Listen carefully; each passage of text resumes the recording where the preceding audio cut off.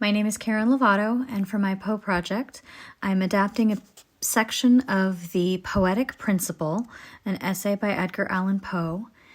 And for my artistic piece, I have created an Apoethecary, which is a blending of the name Poe with apothecary. I've created a pharmacy of poetry for you with various quotes and statements from Edgar Allan Poe's various works as prescriptions for various different topics, such as passion, beauty, death, ennui, love, madness, and various other themes of Edgar Allan Poe's. I have decorated my apothecary with various different symbols from a variety of his pieces. In order to do this project, I listened to the collected works of Poe and highlighted and identified various different themes or notable elements of each work, and then I flipped back through a complete works book to find various quotes that exemplified some of these themes. Now I will read for you a selection of the Poetic Principle. In speaking of the Poetic Principle, I have no design to be either thorough or profound. While discussing very much at random the essentiality of what we call poetry, my principal purpose will be to cite for consideration some few of those minor English or American poems which best suit my own taste, or which, upon my own fancy, have left the most definite impression. By minor poems, I mean, of course, poems of little length.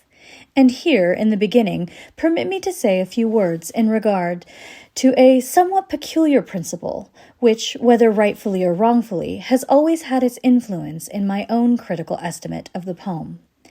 I hold that a long poem does not exist. I maintain that the phrase "a long poem" is simply a flat contradiction in terms. I need scarcely observe that a poem deserves its title only inasmuch as it excites by elevating the soul. The value of the poem is in the ratio of this elevating excitement. But all excitements are, through a physical necessity, transient. That degree of excitement, which would entitle a poem to be so called at all, cannot be sustained through a composition of any great length. After the lapse of half an hour, at the very utmost, it flags, fails, a revulsion ensues, and then the poem is, in fact, no longer such. On the other hand, it is clear that a poem may be improperly brief. Undue brevity degenerates into mere epigrammaticism.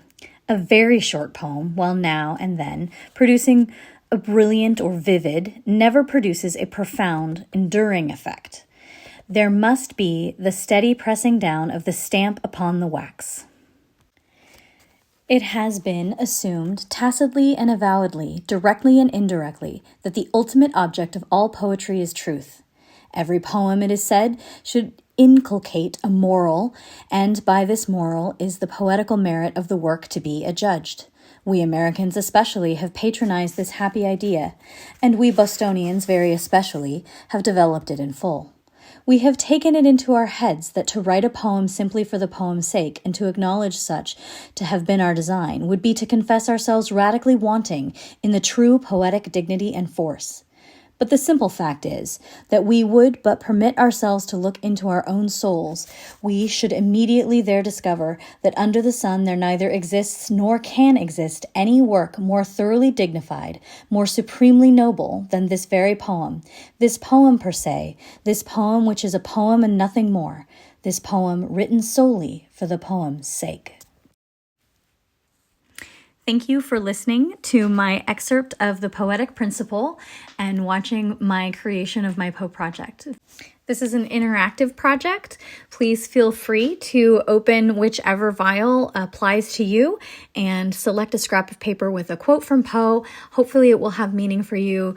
Use it as a fortune teller. Use it as a bit of poetical medicine for the day. Use it as just a thought. If you find one that you don't particularly enjoy, go ahead and put it back and select another one. If you feel like creating your own poetry, I've got a magnetic poetry set that you can leave some thoughts for someone else or write down for yourself and take with you throughout the day.